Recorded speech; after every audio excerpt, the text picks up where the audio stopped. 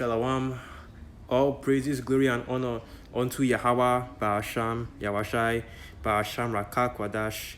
Yahweh being the name of the Heavenly Father, the creator of heaven and earth, the God of Abraham, the God of Isaac, and the God of Jacob, the God which the scriptures speak of. And Yahwashai is only begotten Son, which the world ignorantly calls Jesus Christ. And the Rakak, Wadash, which is the Holy Spirit. Double honor to the elders and the apostles of great millstone who rule well, pushing this 100% truth of the gospel, helping to wake up and to seal the elect of the nation of Israel. And salutation to all you sincere Archimedes that are pushing this gospel in truth and sincerity, risking your lives and your freedom to do so. Alright, so what this video is about, the Elder Malcolm, I think a week or two ago, did a video about, did a video response basically to a Dark Continent video. These are basically brothers that, so far are pushing the likewise, are pushing the doctrine of the Hebrew Israelites. And I won't say the likewise doctrine because you don't know all that you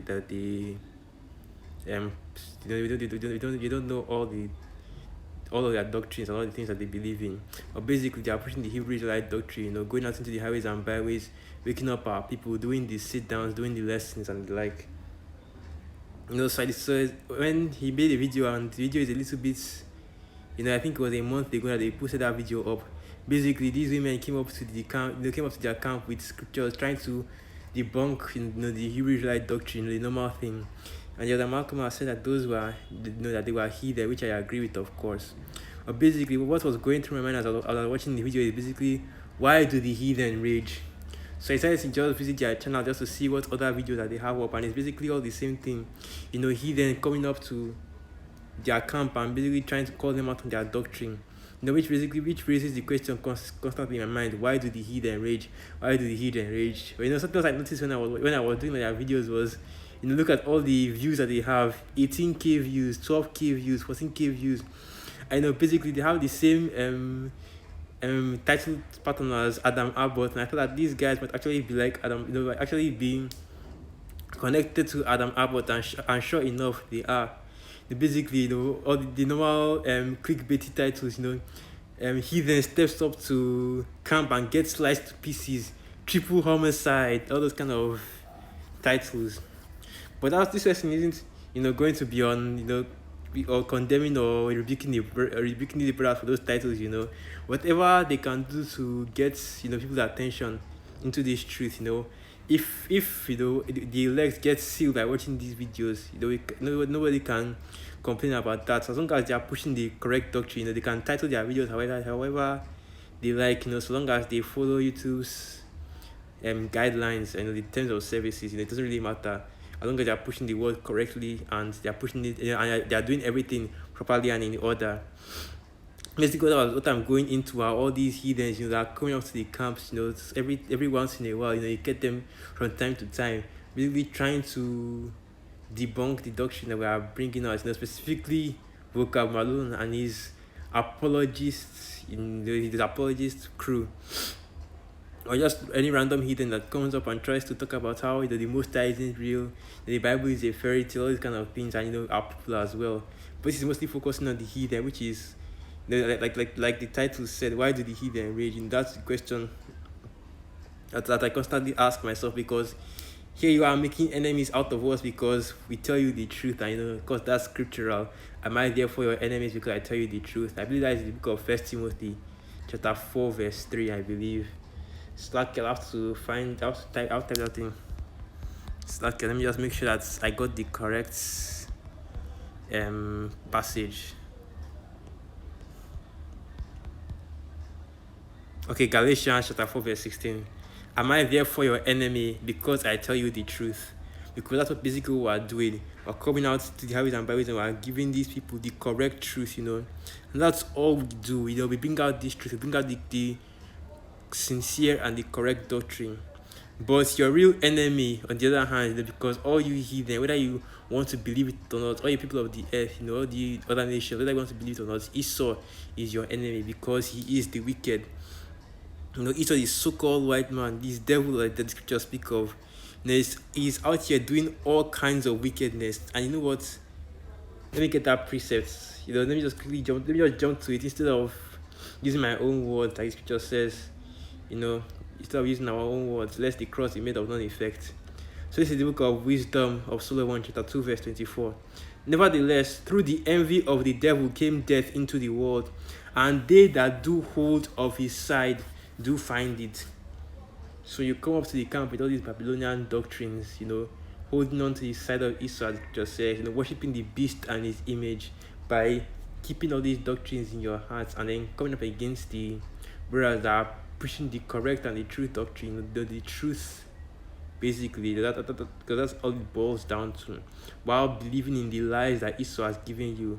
And they are basically arguing with us, gainsaying, scoffing, when the real people that you should be gainsaying and scoffing against are Esau, Edom, the people that have been ruling this earth for not even up to, a little bit over not even up to 500 years, and see how, see how far down the drain, see how far to shit this world has gone.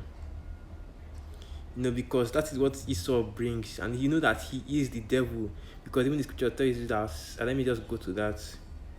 So okay, I have to go to that. So okay, I forget the precept I was looking for. Let me try and remember how it goes.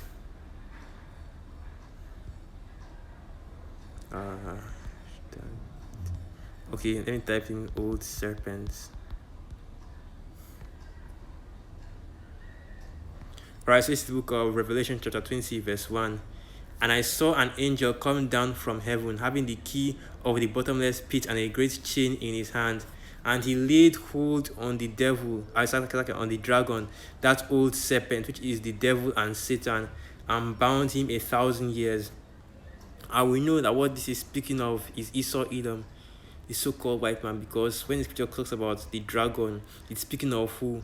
The dragon in the book of Revelation chapter 17, 7 heads and 10 horns, which is the current beast system that is ruling upon the earth today. And of course, Babylon the Great sitting at the top of that dragon being NATO and the EU. And Babylon the Great, the great whore being America, being the US, America, the Babylon the Great.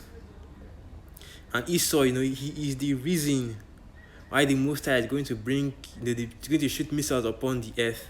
He is the reason why the world is as messed up as it is, why the animals are going extinct, why there are earthquakes, hundreds upon hundreds. And if you don't believe me, you can look into the brother, and I believe his name is Howard, the JMS North Carolina, JMS on the go. You can look at his brother's channel. He always brings this out.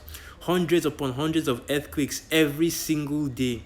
Why are seeing so much signs in the moons and the sky? Why the Most High is about to come down with great wrath upon this earth, about to bring judgment upon this earth? Esau, this devil is the reason why all these things are happening. That's why in the book of 2 Ezra chapter 6 verse 9, it tells you that what? Esau is the end of the world, because he literally is the only person on this. They are the only people on this whole planet that just there by them ruling. Just by them having a little bit of semblance of power, basically just means that the whole can bring the end of the world. Just by them ruling without they can effortlessly bring the end of the world, because what is their blessing? Their blessing is the sword, destruction. That is the only thing that these people know how to do. They know how to bring the death and destruction. That rape, robbery, and murder that has destroyed so many nations, not just the Israelites, but also you heathen as well. But yet you still come up against the brothers, you still come up against the people the people of the Most High, the children of the nation of Israel, which our only crime, the only thing that we are guilty of is trying to wake up our people, trying to bring back our nation. They're trying to have some semblance of righteousness on this side. But what does the scripture say? That those that that the heathen around about us would weaken our hands when we are trying to build the final, when we're trying to build the last temple, which, as scripture says, that our bodies are the temples and the kingdom of heaven is within us. And when we're trying to build ourselves, ourselves individually, trying to build that temple, being lively stones and being building blocks for that next temple. When we're trying to build back this world to have some form of righteousness, the heathen, after being beaten and brainwashed by Esau, basically, they will try to stop the building of that temple, and they will try to weaken our hands, following after, because of what? Because they are following after because as scripture says, they are of their father the devil. and the lust of their father which they will do. Let me just go to that. So okay, that precept is too good for me to just say it verbatim. Let me just go to that. So yeah. Alright, here it is. John chapter 8, verse 44. Ye are of your father the devil, and the lusts of your father ye will do. He was a murderer from the beginning, and abode not in the truth, because there is no truth with him. In him, Slakia. When he speaketh a lie, he speaketh of his own, for he is a liar and the father of it. Which connects to the next piece that I'm about to bring out, which is basically the wicked are estranged from the womb.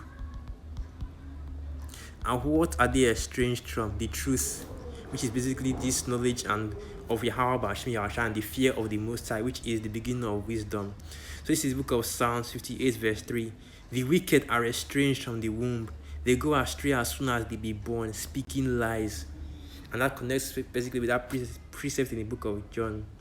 And this is all speaking of who Esau Edom, because that's what he is. His blessing is the sword, the ability to murder and to lie his way into power, which is all that he did.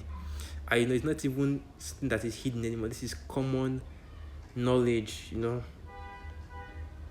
This is common knowledge. It's something that everybody is seeing more and more clearly. You know, all of Esau is being revealed. His wickedness, his witchcraft, all his evil is being revealed, even more and more specifically by the prophets, you know, of the Most High, Yahweh, which is why in the book of 2 Thessalonians chapter 3 it says that what? Then shall the wicked be revealed through the spirit of the Most High's mouth and the brightness of his coming. You know, even him whose coming is after the working of Satan with all lying wonders and deceivableness, which is once again speaking of Esau Edom. Not just the wicked elite, but the entire Edomite nation. You know? So I think I was going to end it there. I just wanted to speak on this a little bit, you know, why the heathen are constantly constantly coming up against this truth, when the true people that they should be coming up against is the wicked of the earth, the wicked according to the scriptures, the wicked according to Malachi chapter 1 verse 4, which is Esau Edom. And with that, I hope through the Spirit that this was an edifying lesson. I'd like to give all praises, honor, and glory unto Yahweh, Ba'asham, Yawashai, Ba'asham Rakak Wadash, Wa Abad Babal, Shalom.